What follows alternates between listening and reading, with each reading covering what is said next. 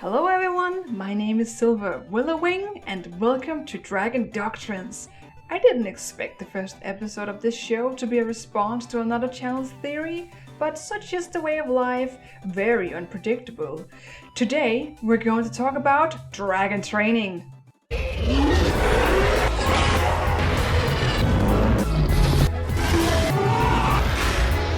Everything we know about you guys is wrong. Gorgeous beasts.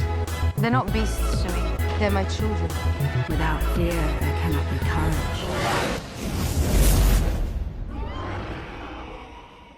So let's get right into it. In case you haven't watched Film Theory before, it's a very popular and highly respected theory channel on YouTube that deals with everything from how to win the Hunger Games to measuring the power of Shrek's farts. Yeah, that's an actual theory. Okay. I must admit that I have been a devoted viewer of the channel for several years now. I first got familiar with the concept through their mother channel, Game Theory, and immediately followed them when Film Theory was born. So you can probably imagine my excitement when I saw the host Matpat finally covered something related to the How to Train Your Dragon franchise. And I have to say, I had a blast watching the video despite its somewhat sinister approach. If you haven't checked out his theory yet, I recommend you do that before watching this video, since I'll be dealing with a lot of pointers in that video. So pause this one, follow the link in the description, and I'll see you back here soon. If you've already watched the theory or decided to be a rebel and not watch it as I instructed you to do, very naughty. Let's just take a quick summarize of the contents.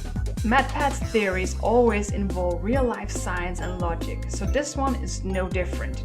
He presents the idea that Hiccup is abusing Toothless throughout their friendship and is merely taking advantage of an injured animal, forcing it into submission. He further explains how the dragons of Berg aren't capable of being trained due to the fact that they are reptiles, and their reptilian brain lacks the mental capacity to master advanced tricks and commands. So today we're going to take a look at this theory and burn it to a crisp. Firstly, let's talk about how Hiccup met Toothless. While there's no doubt that Hiccup did injure Toothless when he shut him down, he did this out of ignorance. At the time of the incident, he was not yet aware of what dragons actually were all about. He was simply following the teachings of his fellow Vikings, who aren't really the greatest teachers. As soon as Hiccup realizes his mistake, he does everything he can to correct it, and at the time, his best solution is to build a prosthetic tail fin. This proves successful, and the downed Night Fury is able to fly once more. Of course, only as long as he's carrying a human meat sack on his back. At this point in the story, it can seem that Toothless is agreeing to this arrangement only because he has no other options. Regardless of whether this is true or not, it becomes clear that the longer Toothless is with Hiccup, the more he starts to care for him. This is displayed quite apparently during the showdown at the dragon training arena, where Toothless hurries to Hiccup's aid when the monster's nightmare is attacking. If you're skeptical, however, you could claim that he is protecting Hiccup only because he knows he cannot fly without him. Let's fast forward then to the short film Gift of the Night Fury, where Hiccup gives Toothless a fully functioning prosthetic tail that Toothless is able to control on his own. Toothless is given his freedom, and what does he decide to do with it?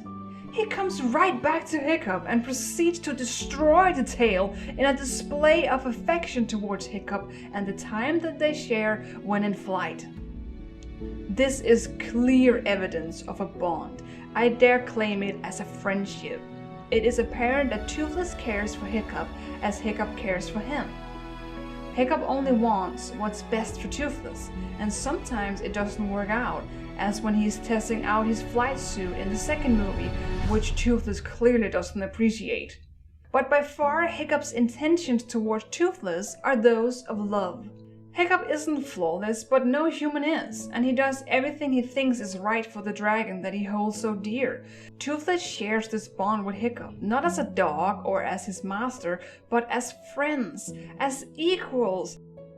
When it comes to determining the intelligence of these dragons, we cannot simply look at the size of their head or transfer knowledge obtained from other reptiles. If you take a look at most of the dragon's behavior, we will quickly discover that most of them take actions similar to that of a dog or a cat, rather than a lizard. Even if we just were to look at Toothless' head, we can clearly see that his eyes are far ahead on his skull, leaving a large space free to carry a very big brain. This logic doesn't apply to most of the other dragons, however, such as the monster's nightmare. Where is the brain?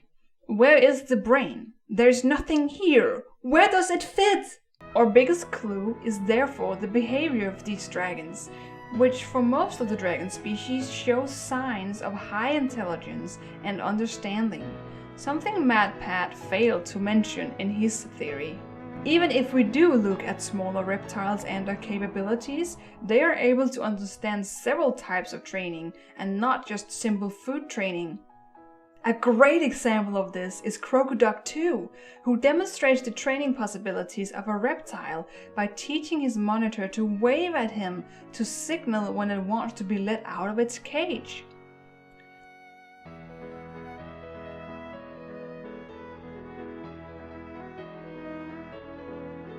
There are other examples where reptiles have displayed impressive behavior similar to that you would see of a domesticated dog or cat.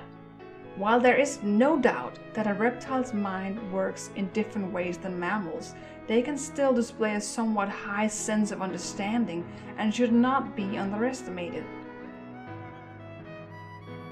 Hiccup's approach of training is not perfect, but it managed to give him a great companion. It secured Toothless' survival for 6 years, and eventually he was set free. The alternative to how the story unfolded is Toothless being killed at Berg right after he was downed, so you can decide for yourself which outcome is the best for the dragon. With all that said, I am still very much enjoying Film Theory's content, and their take on how to train your dragon is interesting. However, I respectfully disagree with it. Thank you for watching this special episode of Dragon Doctrines. Let me know what you think about this episode, and feel free to leave your thoughts about dragon training in the comment section. Hopefully, I'll see you in the next episode. So long, my dragonlings!